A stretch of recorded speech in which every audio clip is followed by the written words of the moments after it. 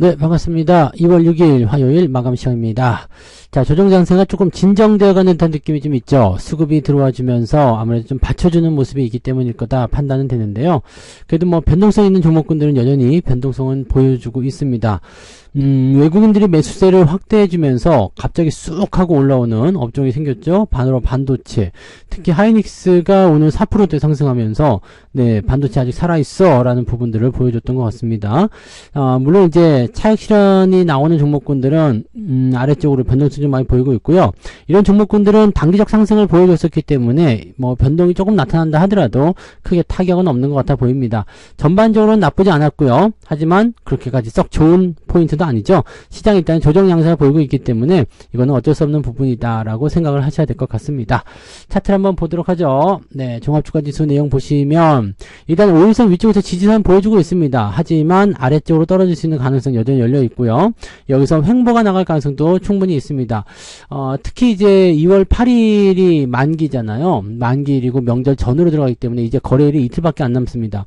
이렇게 되는 상황이 된다라면은 이틀 동안에 아래로 내려갔다 올릴 것인지 아니면 이 자리에서 그냥 유지를 시켜버릴 것인지 이번에 대해서 생각해야 됩니다. 밴드폭을 좁게 잡고 간다라면은 2600포인트 상단을 잡고요. 2550을 하단을 잡겠죠. 그러면 이 자리에서 그냥 멈출 가능성도 높겠죠.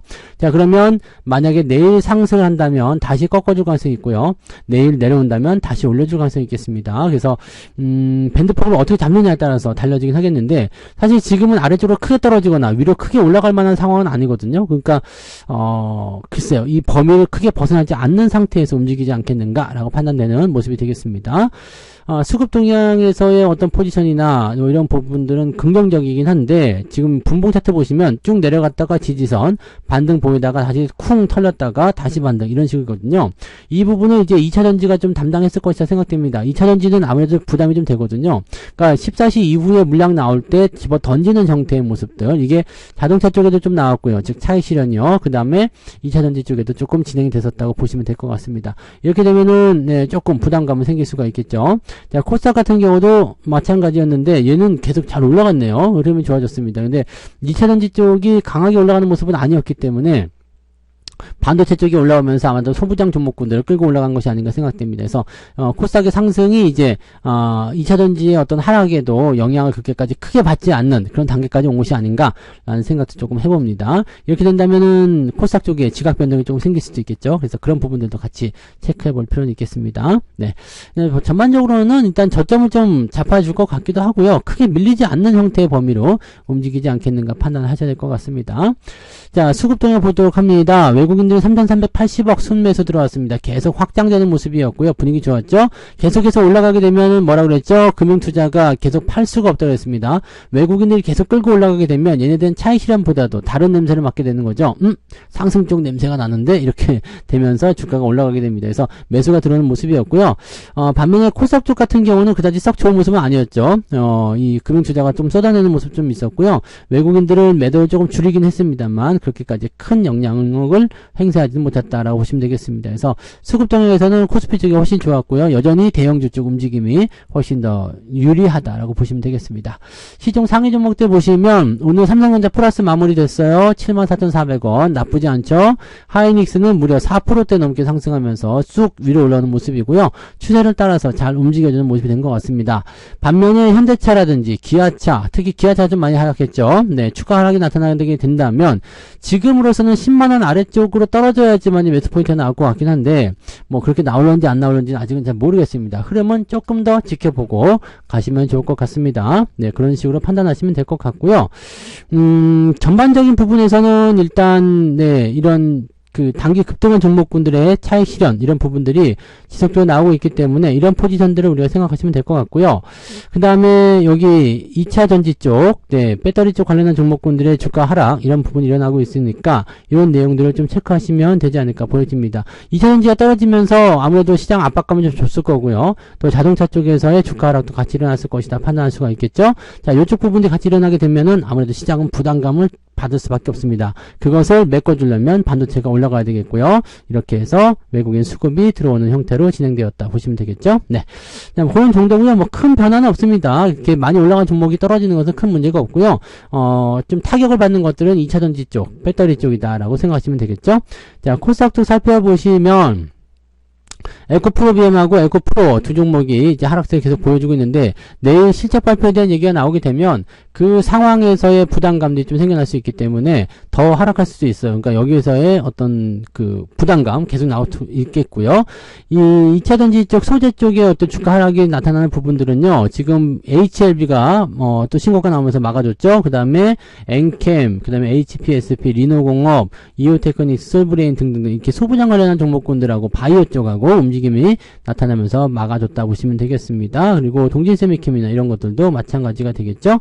그래서 엔터즈 쪽 좀 안 좋고요. 그 다음에 2차전지 배터리 쪽 이쪽 상황이 좀 안 좋다는 거, 그걸 제외하면은 크게 문제될 만한 내용은 없었던 것 같습니다. 그래서 시장의 포지션이 아주 나쁘다라고 판단하시는 모습은 아니고요. 일단 주도주의 움직임에 따라서 영향은 좀 받는다, 이 정도로만 해석하시는 게 맞을 것 같다 보여지죠. 자, 그러면 등락 현황 한번 살펴보도록 합니다. 등락 현황을 보시면 코스닥 쪽에서는 1005개 종목이 하락이고요. 552개 종목이 상승입니다. 그래서 상승 종목이 하락 종목의 2분의 1 정도 수준이고요. 하락 종목이 훨씬 많았죠. 자, 거래소 쪽 같은 경우는 266개 종목이 상승이고요. 616개 종목이 하락입니다. 이것도 역시 절반 이상 하락세가 더 높았습니다. 근데 낙폭 자체가 크진 않았다고 하더라도 하락 종목의 숫자가 많았기 때문에 전반적으로 좀 눌리는 형태의 모습이었을 것이다 라고 생각하셔야 될 것 같고요. 자, 상승률 보도록 합니다. 상승률 같은 경우는 스튜디오 3위기 지금 신규 상장 이후에 121% 멈췄는데, 요거는 오늘 정도 매도하시는 게 일단 유리하지 않을까 생각해 보고요. 한빛레이저와 이수 스페셜티 케미컬이 오늘 상한가 마감이 됐습니다. 동아기업, 워트, 이오플로, 소룩스 다시 올라오네요. 스튜디오 산타클로스, 솔브렌 홀딩스가 오늘 강세를 보여줬고요. 에브리봇 등등등 해서 중소형 종목들 위주로 조금 움직임이 있었다 보시면 되겠습니다. 올라온 종목들은 제법 있는 것 같아요. 그 다음에 제주반도체가 다시 또 올라오는 모습이긴 한데 약간은 애매하죠. 네, 이런 부분도 좀 있고요. 세방전지가 오늘 강세 보여줬고요. CCS는 올라오다가 좀 떨어진 형태로 진행됐습니다. 저항대 진입했기 때문일 거다 보시면 되겠습니다. 9%대 같은 경우는 35개, 그래서 노을이라는 종목이 9.18% 올라오면서 35위권에 들어가서 오늘 9% 이상 올라온 종목은 35개로 나와 있었고요. 자, 2.3% 정도 상승 포인트가 잡혀 있다고 판단하시면 되겠고요. 자, 하락률 보시면 크루셜텍이 그대로 진행되고 있고요. FNF 홀딩스, KIB, 플러그에너지 등등등 해서 쭉 밀렸고요. 11개 종목은 10% 이상, 9%까지 보시면 15개 종목이 오늘 하락세를 보였습니다. 낙폭이 이렇게 보면 크지는 않은 것 같아 보이긴 하는데, 그죠? 네, 떨어진 폭을 보면 3.02, 마이너스 좀 유리하죠. 그래서 마이너스 한 0.7, 많이 본다면 마이너스 한 1% 정도까지도 오늘 나올 수 있지 않았을까 생각해보는 부분이 좀 되겠습니다. 특히 고점대에서 따라가신 분들은 오늘 조금 재미없는 상황을 보셨을 수도 있겠다라고 판단할 수가 있겠죠. 자, 매매 동향 보도록 합니다. 오늘 2시 반 자리 먼저 좀 살펴볼게요. 외국인들 같은 경우는 하이닉스를 700억, 삼성전자 500억, 그 다음에 SK 스퀘어, 현대차 이렇게 매수가 들어가 있었고요. 기아 매도가 있었죠. SDI, 만도, 현대모비스 등등등 2차전지 쪽도 같이 포함해서 매도가 들어가 있었습니다. 기관적 움직임에서는 삼성전자 순매도가 있었고요. 기업은행 순매수로 들어가 있었습니다. 자, 확정된 상황으로 살펴보게 되시면 기관적 움직임에서는 SK이노베이션과 삼성전자 순매도가 있었는데 삼성전자 매도는 금융투자 쪽에서 따로 나타나지 않은 거 있었네요. 있었고요. 그 다음에 투신? 투신은 아니고요. 투신은 매수가 좀 있었네요. 그 다음에 연기금인가요? 네, 연기금 쪽에서 매도가 좀 있었군요. 기아, 삼성전자 매도 있어서 기관 총계로 봤을 때는 SK이노베이션과 삼성전자, 네이버, 기아 이런 식으로 좀 올라온 종목들에 대한 차익성이 나타나는 부분에서의 매도가 나타났다 보시면 되고요. 매수는 LG화학하고 한미반도체, 그 다음에 삼성전자, 우선주 이런 쪽으로 매수가 좀 들어가 있네요. 쌍용 CNE 같은 경우는 7,000원 정도 이제 공개 매수 가격이기 때문에 더 올라가기는 어려울 거예요. 요 정도 시점에서 그냥 팔아먹는 게 유리하다 보시면 되겠죠. 네. 자, 외국인 쪽 보시면은요, 하이닉스 더 많이 샀죠. 현대차, 삼성전자는 그대로지만 하이닉스 쪽에 매수가 더 많이 들어가면서 막판까지 끌어올리는 모습이었고요. 현대차도 매수가 더 들어가면서 뭐 낙폭 자체를 좀 축소시켜주는 모습이 좀 나타났습니다. SK스퀘어, KB금융, 그 다음에 포스코홀딩스 뭐 등등등 해서 매수가 쭉 들어가 있고요. 현대차 EUP도 오늘은 매수 포인트를 통해서 더 많이 올라가는 모습이 나타났습니다. 코덱스 200이라든지 기아, 만도, SDI 뭐 등등등은 매도가 좀 나왔고요. SDI는 뭐 배터리 쪽에서 그렇다 쳐도요. 만도 같은 경우는 외국인 기관이 동시에 팔고 있어가지고 이 증거사 리포트가 어느 정도 주요한 역할을 하지 않았을까 생각해봅니다. 실적 그렇게 나쁘지 않아요. 나쁘지 않기 때문에 부담은 없는데 팔아먹기 위한 어떤 움직임이 아니었을까라는 생각도 조금은 생각해볼 수 있을 것 같아 보여요. 네, 자, 그 정도고요. 오늘은도 뭐 그렇게까지 볼만한 건 없죠. 네, 일단은 지수 조정에 대한 부분들은요. 만기일 전까지 계속 움직일 수 있고요. 내일 수요일이 가장 큰 변동성일 수도 있으니까 그런 내용들을 생각하시면 되고 내일까지 해서 내일도 만약에 주가 떨어진다 그러면은 마지막 날 8일 날은 오히려 주가가 반등할 수도 있습니다. 그래서 조정이 막바지 단계에 들어가면서 조정이 깊게 들어가지 않고 있기 때문에 거기에 대한 부분들은 긍정적으로 판단해 보시는 게 낫지 않을까 보여지네요. 뭐 그런 정도로 보시면 되겠습니다. 특별한 거 없죠? 네. 그래서 편안하게 오늘도 잘 넘기시기 바라고요. 오늘도 고생 많으셨고요. 저는 내일 아침 시황에서 다시 오도록 하겠습니다. 고맙습니다. 본 방송에서 제공되는 모든 정보는 투자 판단의 참고 자료이며 투자의 최종 책임은 본 방송을 이용하는 본인에게 있습니다.